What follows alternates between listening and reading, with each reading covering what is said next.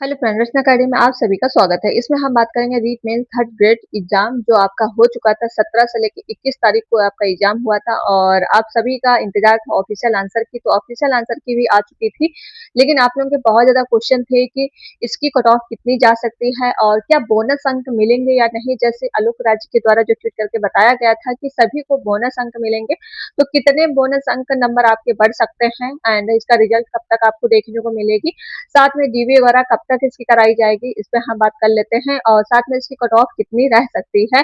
जैसे कि अभी आप पेपर जब दिए थे तो पेपर का जैसे हमने इस पे बात किया ही था और साथ में आपको रीट मेंस की तैयारी भी करवाई थी काफी अच्छे से। हमने कहा था सिलेबस मैंने पूरा करवा दिया था कि इसको सब कुछ क्या है आप बार बार रिवीजन कर लीजिए।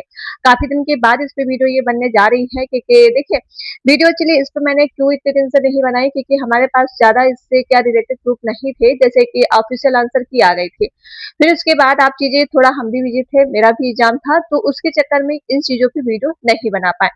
अब हम बात करते हैं जैसे कि अभी अभी आपका जो है ऑफिशियल आंसर की आ चुकी थी, फिर आपके जो क्वेश्चन पे आपत्ति क्वेश्चन किए गए हैं पेपर जहां 1 की बात कर लेते हैं, जहां पेपर 2 के।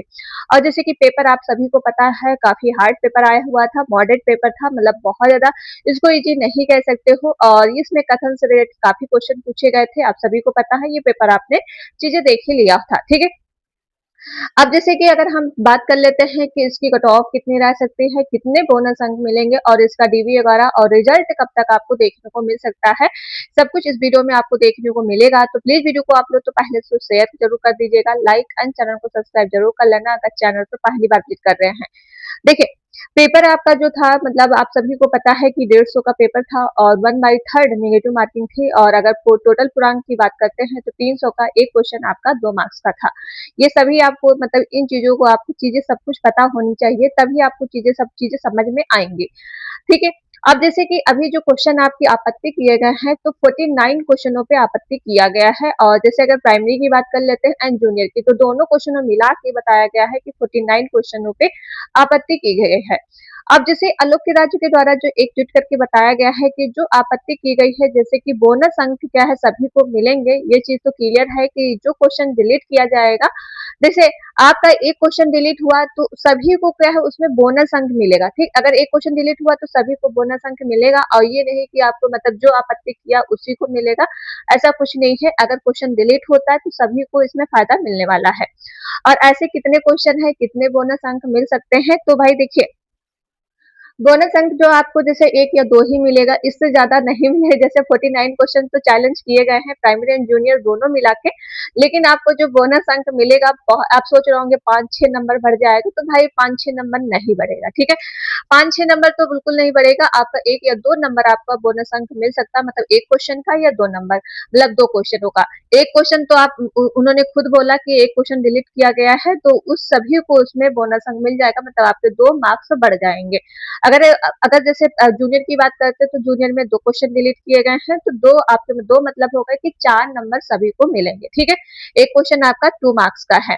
अब जैसे कि अगर हम बात करते हैं कि इसका कट ऑफ कितना रह सकता है और इसकी ऑफिशियल जो से आंसर की अब दोबारा आंसर की नहीं जारी करेंगे, इसे आपको सीधा रिजल्ट आएगा, ठीक है। रिजल्ट आएगा फिर उसमें कट ऑफ मेरिट लिस्ट जारी होगी कि कितनी कट ऑफ गई है। तो भाई देखिए अब जैसे कि अभी ऑफिशियल आंसर की आपकी आज सभी की आ गई थी, तो आप सभी के मन में एक क्वेश्चन रहता है कि हाँ इसका ऑफिशियल मतलब कट ऑफ कितनी जा सकती है। देखिए हमने पहले भी बोला था कि कट ऑफ बहुत ज्यादा इसकी हाइट तो नहीं जाएगी, लेकिन आपकी जैसे कट ऑफ है 300 में से अगर हम बात कर लेते हैं, तो भाई अगर क्वेश्चन की बात करते हैं 150 में से, तो भाई 106 100 मतलब 106 110 मार्क्स होने चाहिए, ठीक है। 106 से लेके 110 मार्क्स है तो बिल्कुल सेफ स्कोर हो।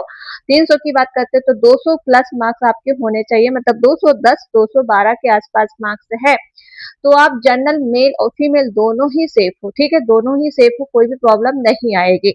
इसके बाद जैसे ओबीसी का अगर हम बात कर लेते हैं, तो ओबीसी में कितना स्कोर होना चाहिए, तो ओबीसी में भी आपका जैसे 102 105 क्वेश्चन सही है, ठीक है। क्वेश्चन सही है मेल और फीमेल। देखिए ये नहीं कि मतलब जनरल वाला जो है उसकी मेल की अलग जाती है फीमेल की अलग, ऐसा कुछ नहीं, सभी की सेम कट ऑफ जाने वाली, चाहे आप अदर स्टेट से बिलोंग कर रहे हो चाहे आप राजस्थान के निवासी हो, ठीक। सेम की मतलब सबकी सेम कट ऑफ जाएगी, किसी की भी अलग नहीं जाएगी, ठीक है। तो अगर हम बात करते हैं ओबीसी का, तो 102 से 105 मार्क्स है तो बिल्कुल सेफ हो, तो आप डीबी के लिए बिल्कुल अपना जो है चीजें सब तैयार कर लीजिए। और इसका जो ऑफिशियल आंसर मतलब रिजल्ट कब आएगा तो ये भी हम बात कर लेते हैं। एससी का अगर है 90 मार्क्स है तो 95 या 90 मार्क्स है तो बिल्कुल सेफ हो, ठीक है।